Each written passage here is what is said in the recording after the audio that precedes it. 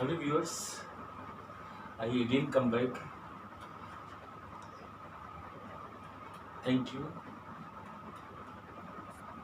Today I will start solution 4th part.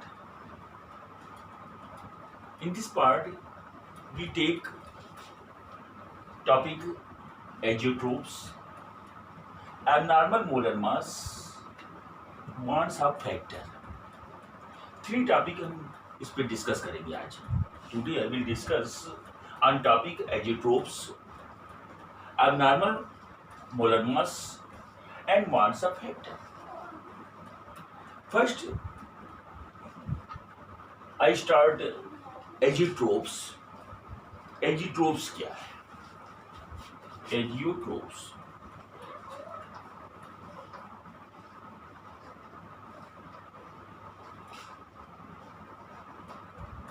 First I will start azeotropes. Azeotrope क्या होता क्या है?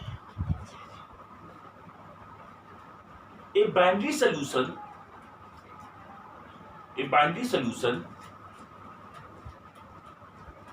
Of liquid mixture, a binary solution of liquid mixture having same composition in liquid and vapor phase. Its component, the component of azeotropes, cannot separate out by fractional distillation method.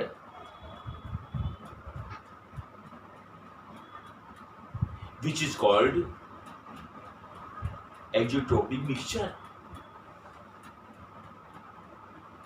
It is also called constant boiling point mixture. The viewers, again मैं आपको बता रहा हूं कि azeotrope क्या है. The azeotrope is a binary solution of liquid mixture having same composition in liquid and vapor phase.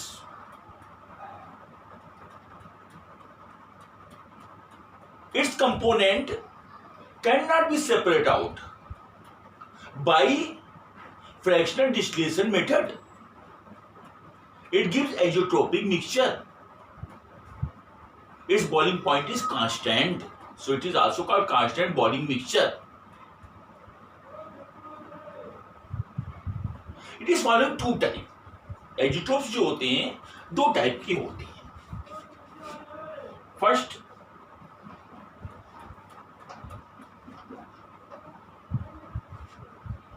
minimum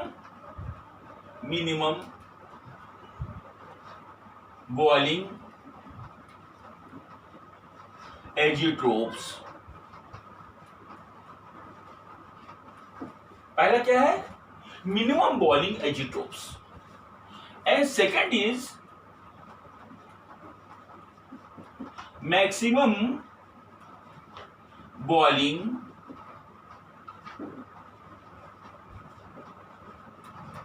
azeotropes. Minimum boiling azeotropes and second is maximum boiling azeotropes. First I will tell you minimum boiling azeotropes क्या होती है. Minimum boiling azeotropes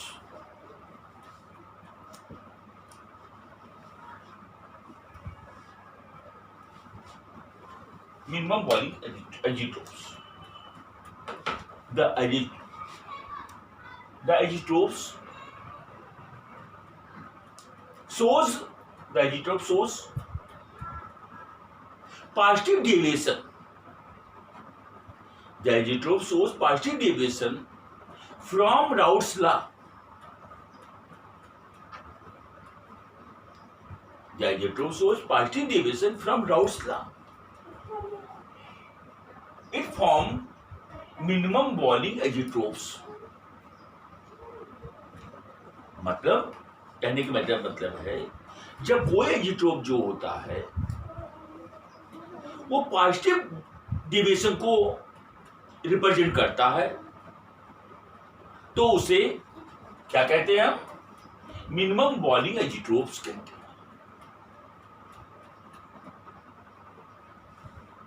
जैसे example में आपको दे रहे example, ethanol and water, ये बेटा इसका मिक्सचर है, एथेनॉल एंड वाटर। एथेनॉल मतलब क्या? C2H5OH और वाटर मीन्स H2। जब एथेनॉल जो होता है इस कंपोजिशन में क्या होता है बेटा? एथेनॉल 95% और वाटर कितना होता है? 5%। अगर इस तरीके से कोई मिक्सचर बनता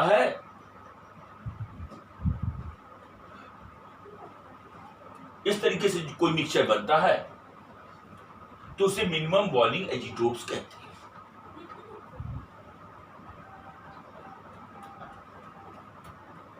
मिनिमम बॉइलिंग एजिट्रोप्स कहते हैं क्योंकि ये पार्शियल डेविएशन को शो करता है। पहले मैं ऑलरेडी आपको बता चुका हूं डेविएशन के बारे में। नॉन आइडियल सोल्यूशन के केस में मैंने बताया था कि नॉन आइडियल सोल्यूशन 2 टाइप का डेविएशन शो करता है, positive deviation and negative deviation. जब वो पॉजिटिव डेविएशन शो करता है तो वो क्या शो करेगा बेटा? मिनिमम बॉइलिंग एजिट्रोप्स को शो करेगा।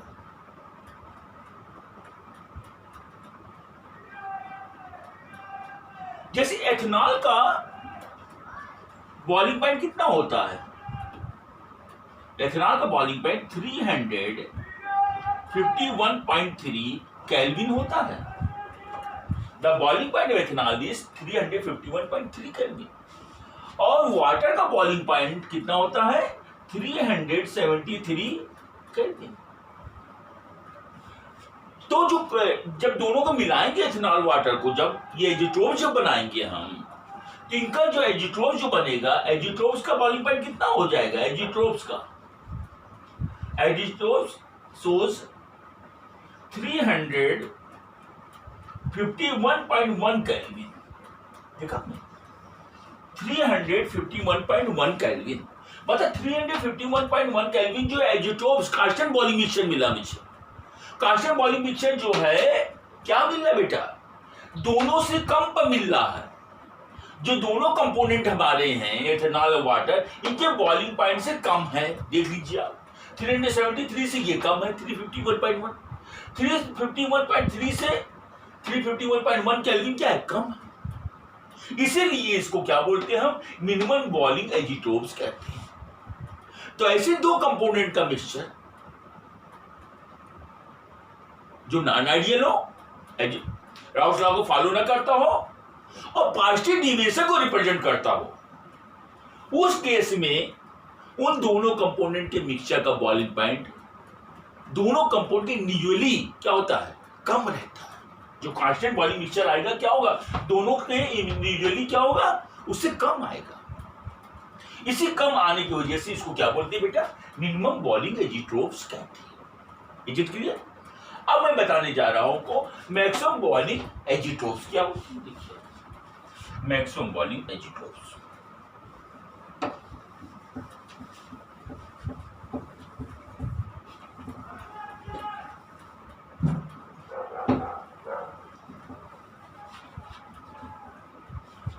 मैक्सिमम बॉइलिंग एजिट्रोप्स सेकेंड है मैक्सिमम बॉइलिंग एजिट्रोप्स क्या है? मैक्सिमम बॉइलिंग एजिट्रोप्स क्या होता है?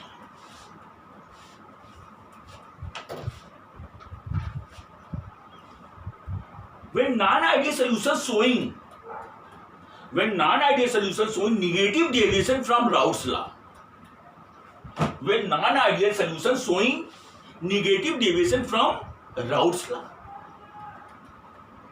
then it gives maximum boiling azeotropes. आप तो जानते हैं निगेटिव डेविएशन कैसे होता है। मैंने बताया था आपको, जब जो कंपोनेंट होते हैं उनके बीच में हाइड्रोजन बॉन्डिंग होती है, हाइड्रोजन बॉन्डिंग की वजह से फोर्स ऑफ इंटरेक्शन क्या होता है? स्ट्रांग हो जाता है, टाइटली बाउंड हो जाता है। इसको उनको बॉयल करने के लिए ज्यादा एनर्जी देनी पड़ती है, इसलिए उनका बॉइलिंग पॉइंट क्या होता है? मैक्सिमम हो जाता है। इसी को मैक्सिमम एजिट्रोफ, मैक्सिमम बॉइलिंग एजिट्रोफ्स कहते हैं। जैसे निगेटिव डेविएशन का बहुत से मैंने केसेस उस दिन दिए थे, जैसे मैंने नाइट्रिक एसिड और वाटर का भी लिया था। नाइट्रिक एसिड और वाटर का मिक्सचर जो होता है निगेटिव डेविएशन को रिप्रेजेंट करता है फ्रॉम राउल्ट्स लॉ।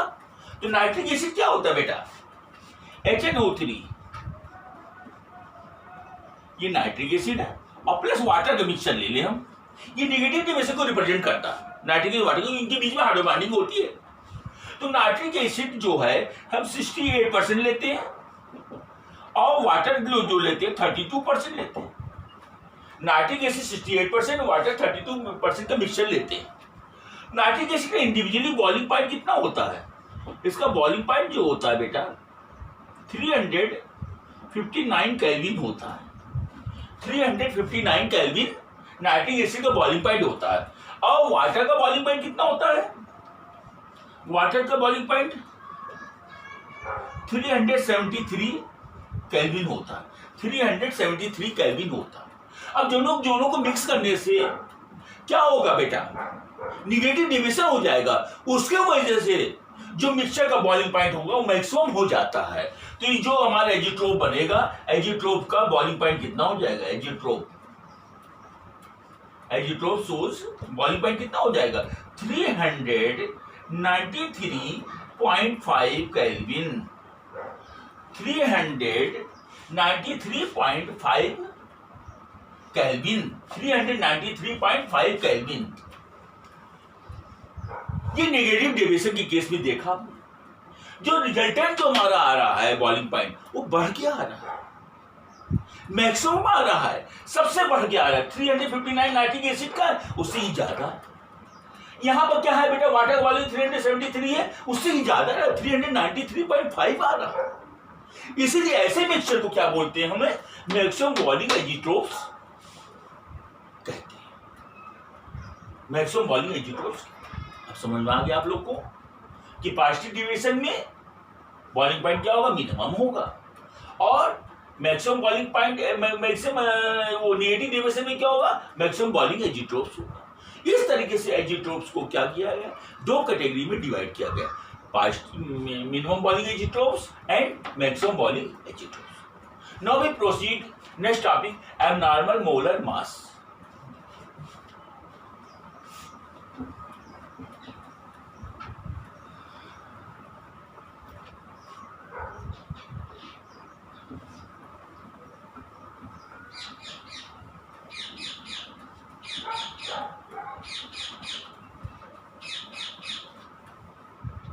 अब मैं बताने जा रहा हूं आपको abnormal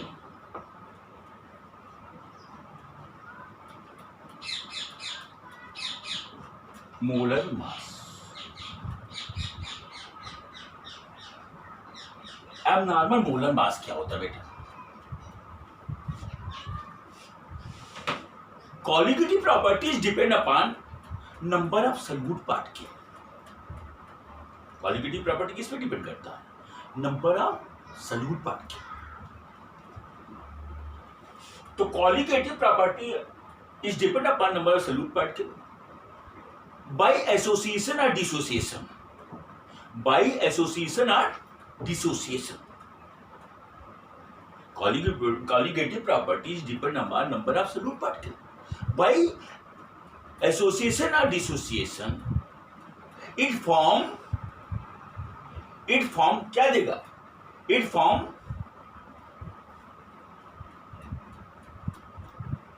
abnormal molecular mass. It form abnormal molecular mass. Is it clear? तो मैंने क्या बताया, colligative properties, when colligative properties depend upon number of solute particle by association और डिसोसिएशन। एसोसिएशन या डिसोसिएशन के थ्रू अगर हो रहा है, उस पर अगर कॉलिगेटिव प्रॉपर्टी डिपेंड कर रही है, उस केस में जो एबनॉर्मल मॉलिक्यूलर मास आता है, abnormal molecular mass is observe. क्या ऑब्जर्व होता है, abnormal molecular mass is observe, उसी को एबनॉर्मल मॉलिक्यूलर मास कहते हैं। जैसे फॉर एग्जाम्पल देख लीजिए आप लोग, जैसे एसिटिक एसिड है, एसिटिक एसिड, इसका फॉर्मूला होता है CH3COOH। अब इसका एसोसिएशन हो रहा है एसिटिक एसिड का, the two molecule of acetic acid associate together form dimeric structure by two hydrogen bonding. तो देख लीजिए आप लोग यहां पर CH3COOH, this is the structure one molecule of acetic acid. Other molecule को भी बना रहे हैं इस तरीके से, CH3OH।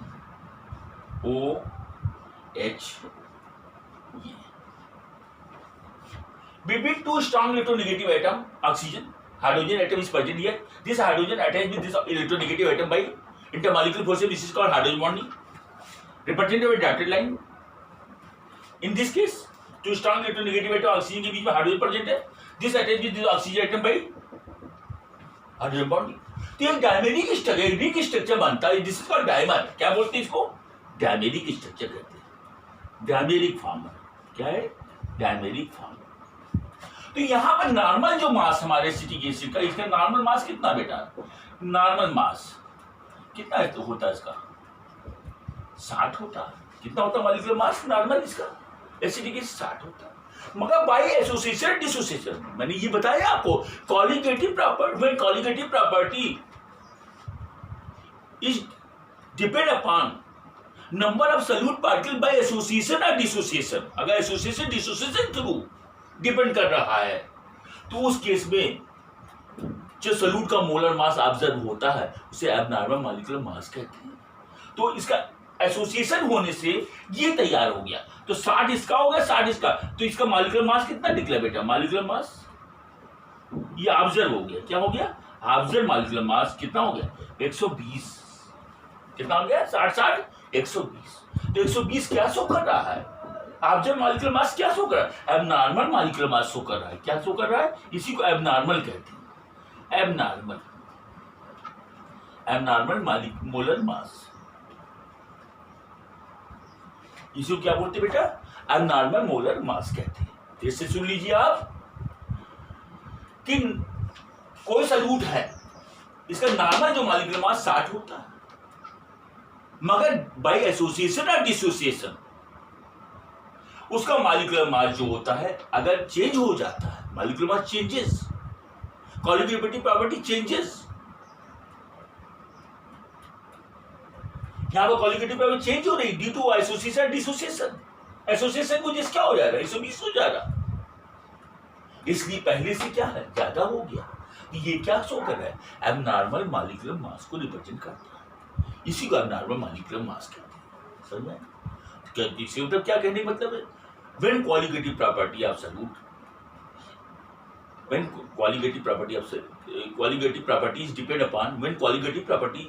upon number of solute particle by association or dissociation, qualitative property changes. Qualitative property he change हो जाती है. Qualitative property changes. Thus abnormal mass is observed. Thus abnormal molecular mass observed. जैसा मैंने एग्जाम्पल यहां पर दिया, उसी तरीके से आप बेंजीन का ले सकते हैं एग्जाम्पल. बेंजोइक एसिड का जैसे देखिए आप बेंजोइक एसिड के एग्जाम्पल.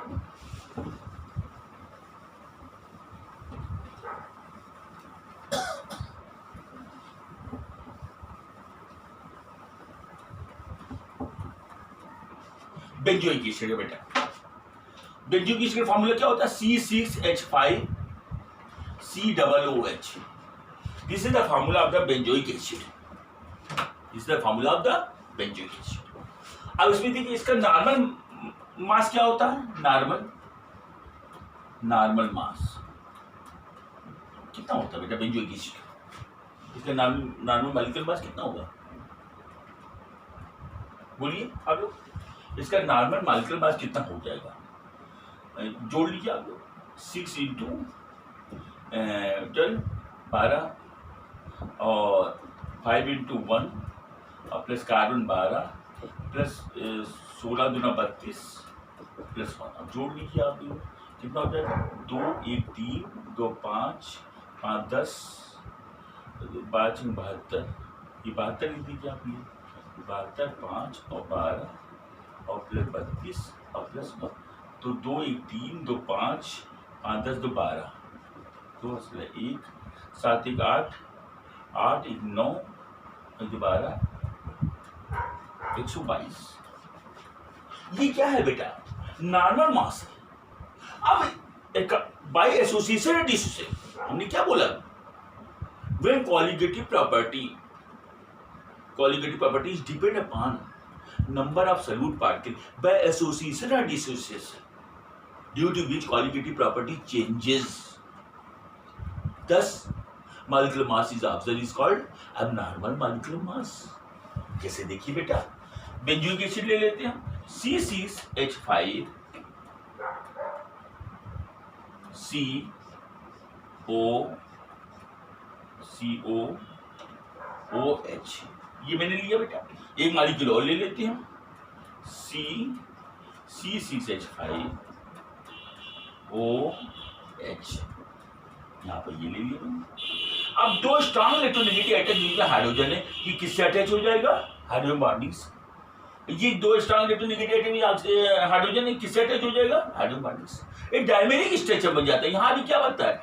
डायमर बनता है, जिसका मॉलिक्यूलर मास कितना हो जाएगा? मॉलिक्यूलर मास इसका तो कितना हो जाएगा? 122 और 122 कितना आ जाएगा? 2 2 4 2 2 4, देखिए 244 कितना आ जाता है? 244। This shows the abnormal molecular mass. इसको क्या बोलते हैं बेटा? Abnormal molecular mass कहते हैं। Abnormal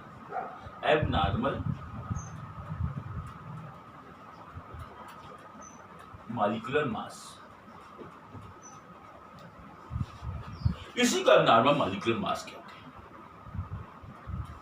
अब इसके बाद मैं नेक्स्ट टॉपिक पे आता हूँ, वॉन्स हाफ फैक्टर क्या होता है। वॉन्स हाफ फैक्टर के बारे में मैं बताऊँ आप लोग को।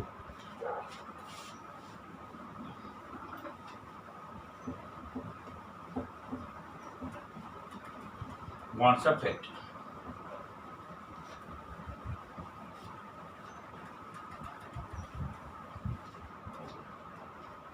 Wants half factor.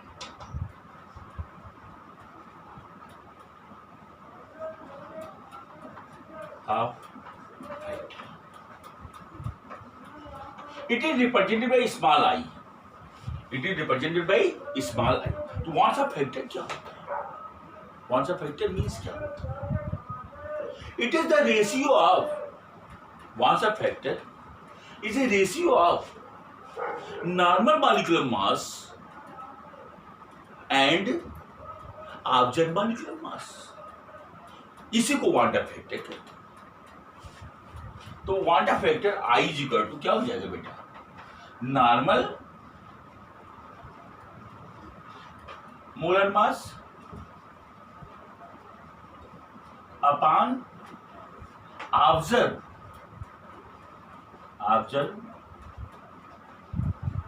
Molar mass.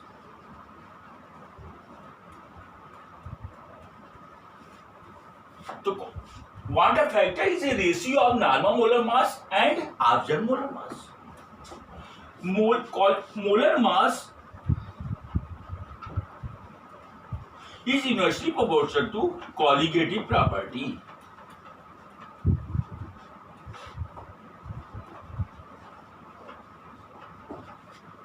Molar mass is inversely proportional to colligative property, so that we can write in another form what a factor is a ratio of observed colligative property, ऊपर चला जाएगा ये, observed colligative property and normal colligative property. इसका तो आई जी का क्या हो जाएगा बेटा? ऑब्जर्व कोलिगेटिव प्रॉपर्टी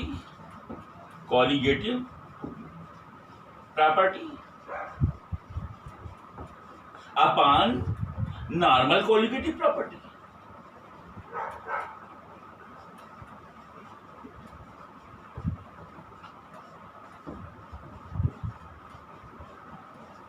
इसके रेशियो को क्या बोलते हैं? वांट ऑफ फैक्टर कहते हैं। एंड द थर्ड डिफिनेशन मैं बता रहा हूं वांडा फैक्टर का क्या होता है। Wanda factor is a ratio of total number of particle after association or dissociation. Quantum factor is a ratio of total number of particle after association or dissociation and total number of particle before association or dissociation. उसे क्या बोलते हैं? Quantum factor कहते हैं। तो quantum factor I is equal to total number of particle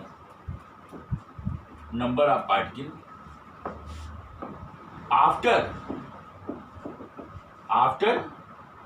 dissociation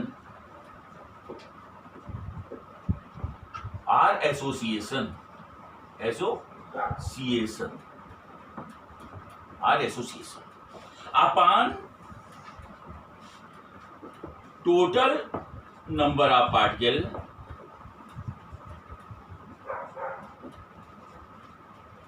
particle before dissociation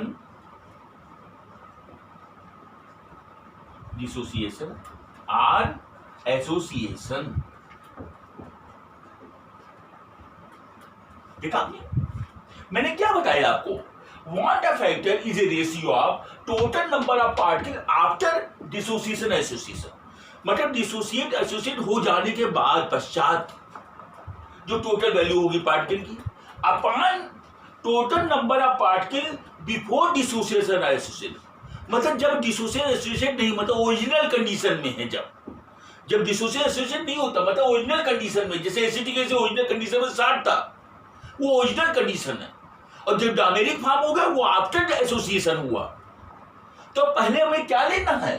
total number of particle after dissociation और association and total number of particle before dissociation association. इनके ratio को क्या बोलते हैं? Quantum factor कहते हैं। तो quantum factor मैंने 3 डिफिनेशन आपके सामने रखा। पहली डिफिनेशन मैंने बताया quantum factor is a ratio of normal molar mass upon hours molar mass. Molar mass is inversely proportional to colligative property.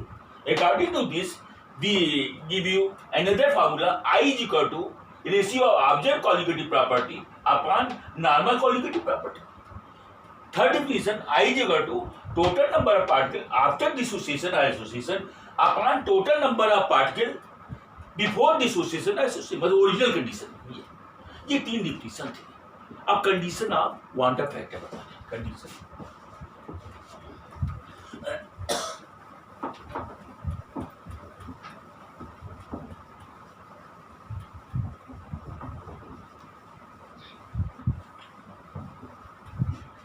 अब बेटा कंडीशन बता रहे हैं। We discuss condition.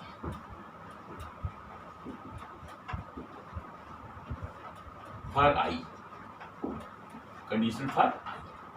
Quantum factor की कंडीशन क्या है इसके बारे में बताता हूं आपको, ठीक है। फर्स्ट है इन case of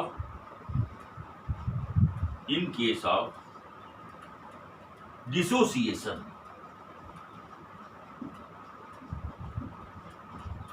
in case of dissociation, जब डिसोसिएशन हो रहा है, जैसे NaCl है, जैसे इसको डिसोसिएशन किसे कहते हैं बेटा? ये NaCl ये डिसोसिएट होकर के Na+ और Cl- में चेंज हो। कैल्शियम क्लोराइड है, जैसे डिसोसिएट होकर के Ca++ और 2Cl- में चेंज हो गया। इसको डिसोसिएशन कहते हैं बेटा। Is it clear? तो in case of dissociation I is greater than 1। I की वैल्यू क्या होती है? 1 से ज्यादा होती है। I is greater than 1। In case of dissociation quantum factor की वैल्यू क्या होगी? ज्यादा आएगी, 1 से ज्यादा आएगी। I is greater than. दूसरा बेटा इन case of association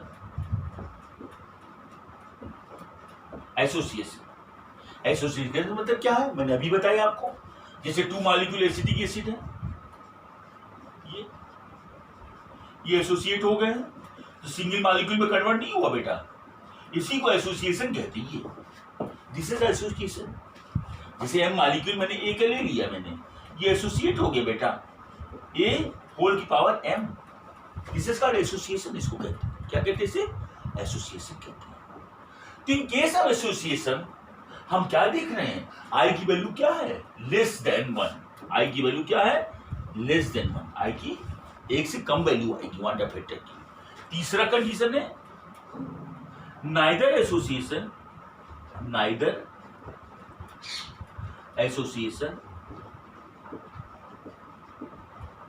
not dissociation.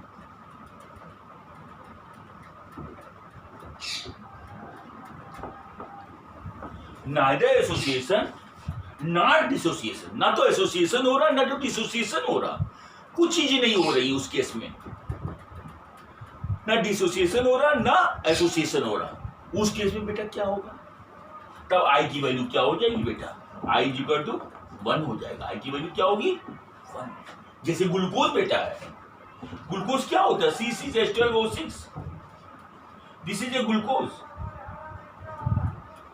तो ग्लूकोज का नाइदर एसोसिएशन ना डिसोसिएशन होता है, ना इसका एसोसिएशन होगा ना डिसोसिएशन होगा। इसलिए इस केस में आई की वैल्यू क्या होगी बेटा? 1। जैसे इन केस ऑफ यूरिया, यूरिया क्या फॉर्मूला होता है? यूरिया क्या है? NH2CO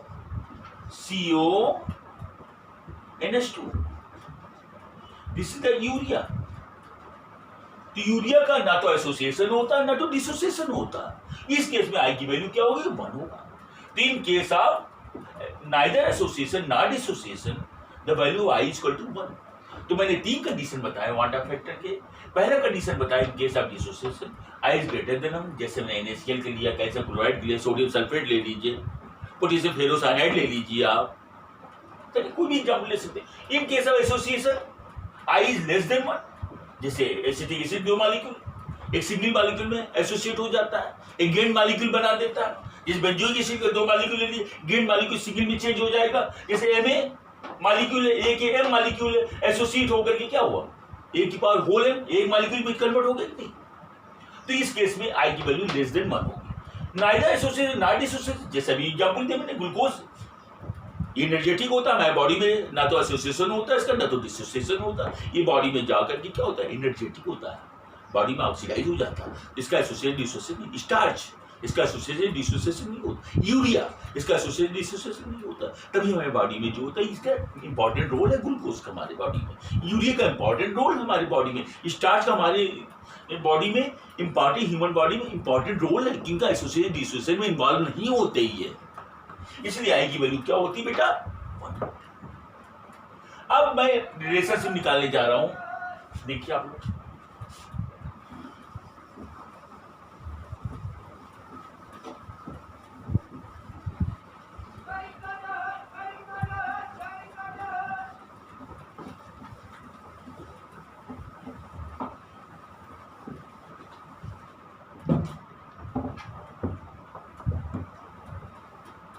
अब मैं बताने जा रहा हूं relationship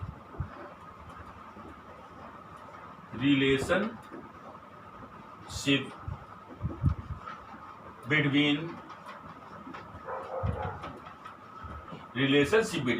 quantum factor I and degree of dissociation.